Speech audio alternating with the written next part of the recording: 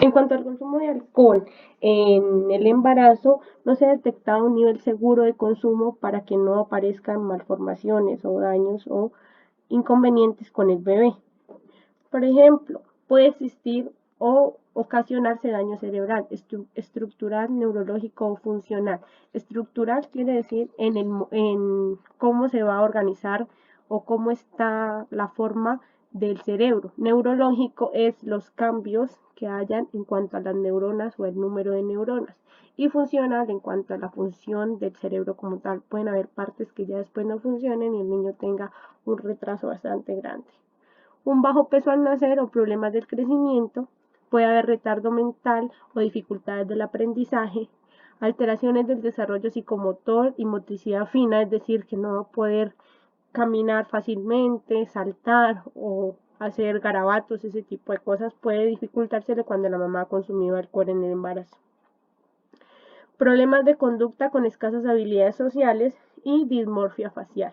Esto es la dismorfia facial, es decir, que la forma de la cara es diferente en los niños cuya mamá ha consumido un elevado nivel de alcohol en el embarazo.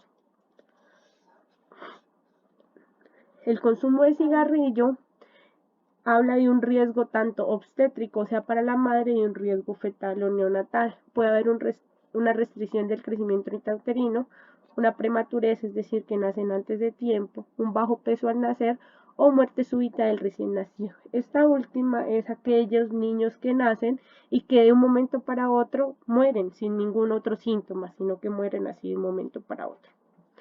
El niño puede estar acostado, se le estaba dando seno y cuando se dieron cuenta fue que estaba muerto. El riesgo obstétrico se da en la mamá con ruptura prematura de membranas, por ende, prematurez al nacer, o sea que se rompen las membranas antes de tiempo.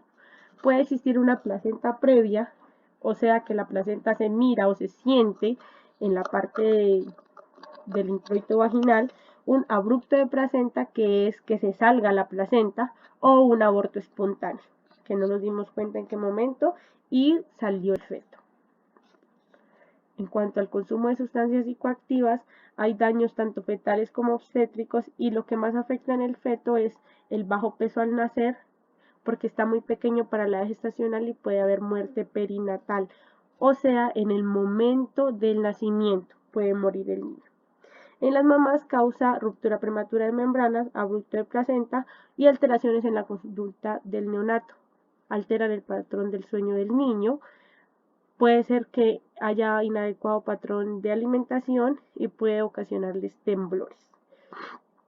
Eso, la cocaína y las anfetaminas y la marihuana ocasiona bajo peso al nacer, prematurez y alteración en el desarrollo intelectual del niño. En cuanto a los antecedentes de cesárea, yo sé que ustedes han escuchado que dicen que siempre y cuando se ha tenido un hijo por cesárea, los otros también deben nacer así, y no necesariamente se debe evaluar otras condiciones. Entonces hay que verificar la información sobre riesgos de parto versus la cesárea electiva y la posibilidad de que haya un parto vaginal es en un 74% si el niño o el anterior parto fue en un máximo de 5 años. Si no hay otros factores de riesgo, el control prenatal puede realizarse en una baja complejidad. No quiere decir que porque anteriormente mi parto fue por cesárea, yo siempre debo estar en una alta complejidad y pensando que todo el tiempo va a ser cesárea y que va a pasar algo malo y va a pasar algo malo, porque cada embarazo es diferente. En cuanto a los micronutrientes que se le dan en el embarazo a las mamitas, se debe formular y suministrarlos y explicarle el por qué es importante que los consuman. Hay 3 micronutrientes que se dan en el embarazo. De ellos, cada uno tiene una función específica en cuanto a la prevención. El ácido fólico debería darse 3 meses antes de empezar a planearse el embarazo, debido a que ayuda a prevenir defectos del tubo neural, es decir, cuando se unen las dos partes, las dos mitades que estaban en formación en la embrionogénesis, se van a unir ambas. Este tubito que queda en la mitad es el que ayuda a formar con el ácido fólico. Permite que no haya anencefalia, es decir, un cerebro muy pequeño o que no haya cerebro, que pueda haber espina bífida, que que se parte en dos la espina dorsal, o que hayan los niños labio leporino y paladar hendido. Se da 400 microgramos al día o 5 microgramos día si el defecto es del tubo neural o la mamita es obesa. El hierro se utiliza para las mamitas que pudieran llegar a tener anemia. Entonces es preventivo para la anemia materna. Puede ocasionar la anemia materna muerte maternal y neonatal o un parto pretérmino. El niño puede nacer antes de tiempo o puede nacer muerto. Se dan 300 microgramos de hierro que equivalen a 1500 miligramos de sulfato ferroso. Todos se dan vía oral. Y el calcio se utiliza después de la semana 16 para prevenir la preeclampsia, sobre todo en aquellas mamitas que ya tienen antecedentes de hipertensión en familia o vienen con una hipertensión crónica. Se dan entre 1200 y 1500 microgramos día, pero este debe ir separado del sulfato ferroso por lo menos con 12 horas. Entonces le vamos a explicar a las mamás que estos dos primeros se toman en la mañana o al desayuno y el calcio se toma en la noche.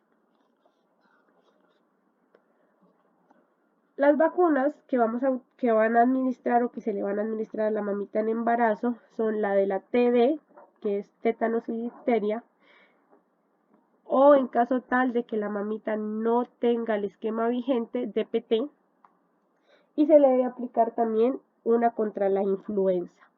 Ahí les dejo las edades a las cuales se les debe aplicar. Si ustedes trabajan en vacunación, se aplica siempre y cuando nos envíe el médico a la paciente y diga que va para vacunarse, porque él define si el esquema está vigente o no está vigente.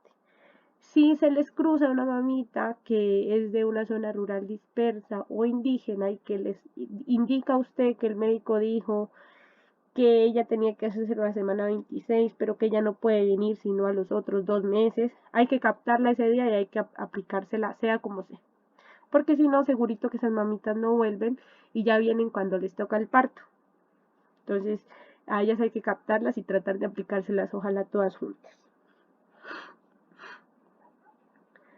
Existen señales de alarma que pueden indicar que en el embarazo algo está pasando. Entonces tenemos la primera, dolor de cabeza o cefalea en casco, que quiere decir que me duele la cabeza justamente en la parte de afuera, del frente, y como a los laditos como si tuviera un casco puesto.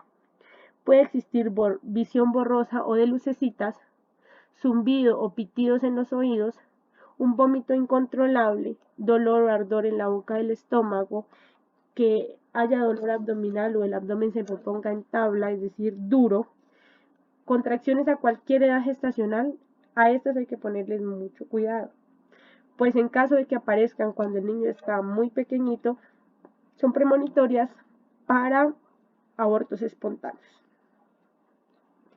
Otras señales de alarma son la disminución de los movimientos fetales. Siempre hay que revisar que el bebé se está moviendo todo el tiempo. Hay que estar verificando que ese bebito está ahí. Si por algún motivo se disminuyen los movimientos, quiere decir que algo está pasando con el niño y hay que ir a hacerse revisar. Si hay sangrado vaginal en cualquier momento de la gestación, a menos de que sea una mujer que ha venido menstruando corrientemente, porque seguramente el método con el que planificaba o algo en su organismo son de ese 1% de las mujeres que pueden sangrar mientras están en embarazo, pero si no, no, si aparece después de un tiempo no es normal y es una señal de alarma.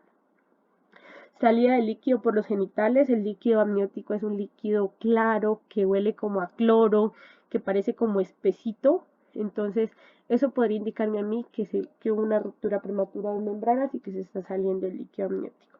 Llegar a tener convulsiones, edema en tobillos, pierna, cara y manos, es decir, que se me hinchan las piernas, las manos, la cara. Si hay dolor o ardor al orinar y si presento fiebre.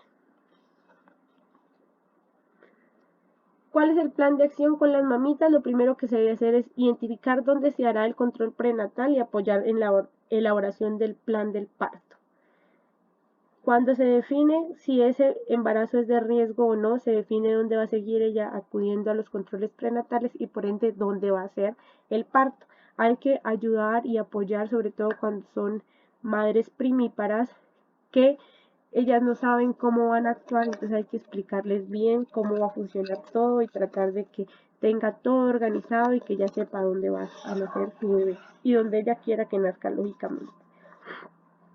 En esto debemos estar abiertos a si nos topamos con la población indígena o que tengan otro tipo de creencias en cuanto a lo del parto y quieran tener una partera, en el parto decidan hacerlo con partera, indicar que pueden acudir las parteras al hospital y que la partera también puede ser un apoyo para nosotros como personal de salud. Pueden ingresar, estar allá pendientes y colaborar. Siempre y cuando las cosas no se compliquen, pues el personal de salud no ingresará o no va a interrumpir lo que está haciendo la partera. Pero si por algún motivo llegara a complicarse, el hecho de que esté en un hospital nos haría las cosas mucho más fáciles y con menos riesgo de que pueda haber muerte fetal o materna.